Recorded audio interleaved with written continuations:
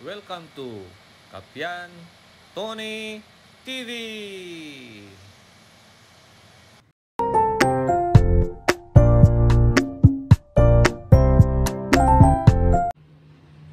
Magandang araw po sa ating lahat. Meron po tayong gagawin ngayon. Mag-aanay pest control tayo ngayon. Kasi napansin ko dito sa lababo namin ay biglang nahulog yung yung takip ng pintuan ng lababo. Kaya silipin natin. Ito mga kaibigan, yung mga pintuan sa ilalim ng lababo namin. Ito yung lababo. Yan. So, minsan nabuksan ko ito, biglang nalaglag. Ayan o. Ayan. So, kinain na pala ng anay itong itong hamba ng lababo. Ayan o. Yan. Ito, kinain na ng anay o. Kapak na siya, kapak. Pati sa kabila. Laglag na yung mga kwan. Oh. Ito laglag na siya. Ayan yan. So, kinain na ng anay itong nahugot na. Ayan. Nahugot na yung isa. So, naglagay na ako noon ng ito itong Mapicon termite and ant control powder. Ayan, napansin nyo mga kaibigan, pinagbabarin ako itong mga ito. Yan. Yan. Ayan. Tapos linagyan ko na ng Mapicon powder. So, ang gagawin natin is pupunta tayo sa likod para doon kasi yung mga bahay ng anay sa likod ng lote sa kabila. So pupunta tayo doon at maglalagay din tayo ng gamot sa anay. Ayan o. May dinaanan ng anay doon sa ilalim. Ayun. Ito mga kaibigan, nandito kami sa likod ng bahay ko. Ayan po yung likod ng bahay. Ngayon, nandito yung mga dinagay naming mga tubo na didos na PVC na nakita ko rin sa isang vlogger. Ayan, ito yung mga ito. Nakabaon sila ng 1 metro. Ayan sila mga kaibigan. Yan. Tapos meron din dito. Ayan. Ayan. At saka meron din banda doon. Ayun mga kaibigan. At saka yun sa dulo doon. So shout out pala sa vlogger na nakita kong gumawa ng ganito. So maraming salamat sa iyo. Ginamit ko na dito sa bahay ko. Ito yung itsura ng 1 metrong didos na PVC na ginamit namin na ibinaon sa lupa. Meron din tayo dito.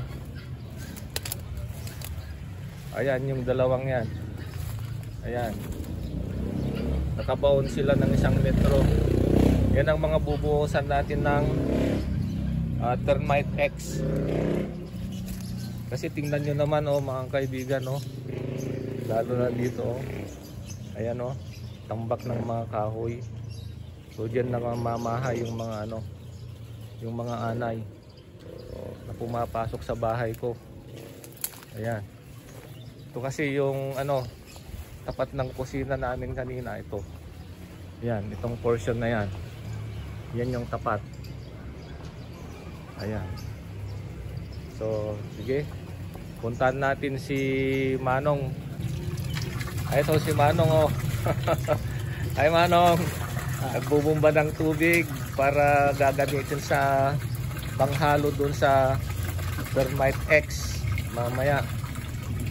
Siya na rin ang mag-iigib kasi mabigat. Okay, yan.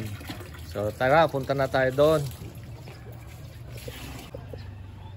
Ayan mga kaibigan, yung mga binaon nating mga tubo para lalagyan ng gamot.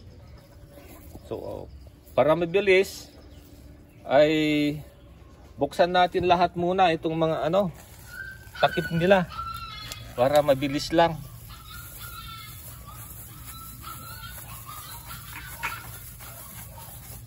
Ayan bubuksan muna natin lahat. Ayan. Ayun din si Manong nagbubukas ng takip. Ayun. Ayun. Ayan, buksan muna lahat para mabilis.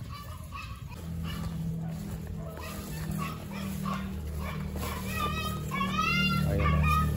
Ayan si Manong bubukas ng takip. Dito rin. Yan pa yung isa. Yun yung isa. Ayan. Ayan. So, ayan, binubuksan ni Manong. Tapos ako rin dito. Binubuksan ko rin. Ayan. Ayan. Para mabilis ang trabaho. Ikaw na magbukas sa dalawa doon, Manong.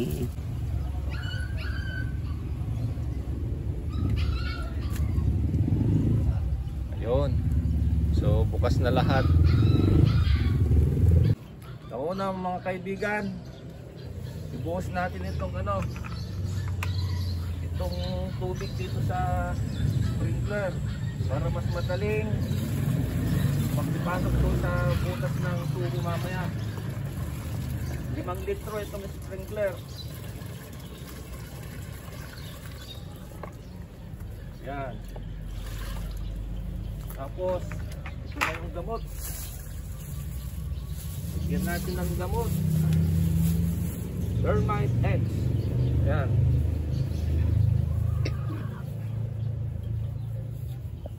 Buhos natin dito. Ang sama ng amoy.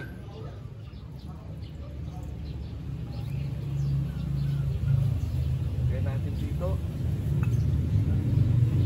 Haluin natin. Yan, haluin natin. Yan, tapos ibuhos na natin dito. Dito sa butas. Ayan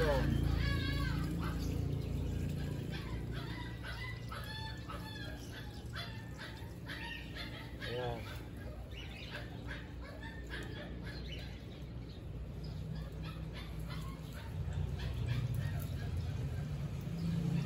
Ayun. So, isang sprinkler kada butas. Pwede na. So, maglalagay na naman tayo.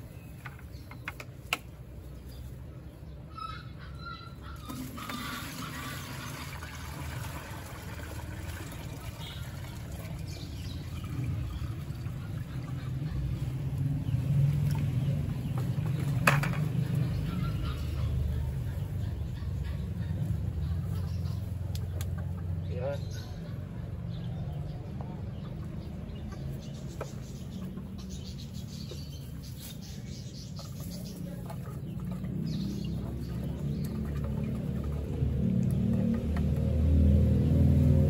Isang butas naman. Dito. Ito.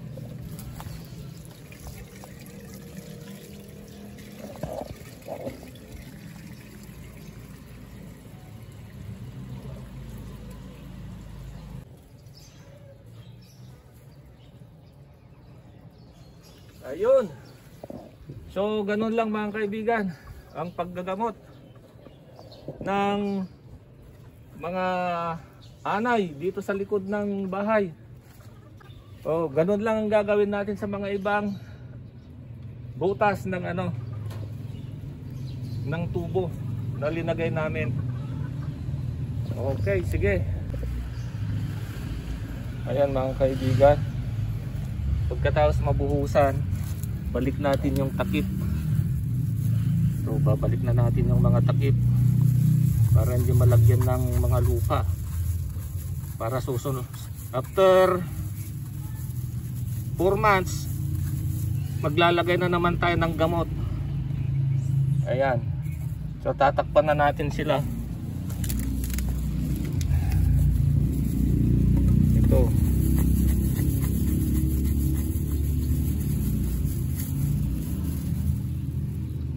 Ayan. So marami pa mga kaibigan ng lalagyan. Ayun, nagsasalok muna si Manong doon ng ano, pangbuhos.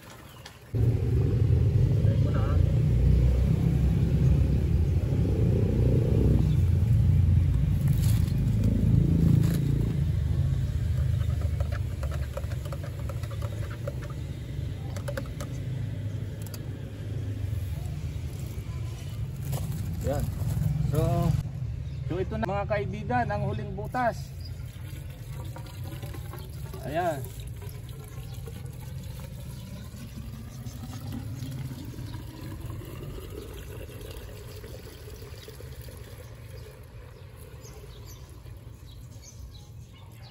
Okay.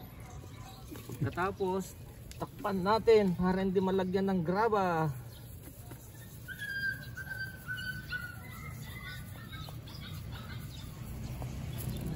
Yan. Okay.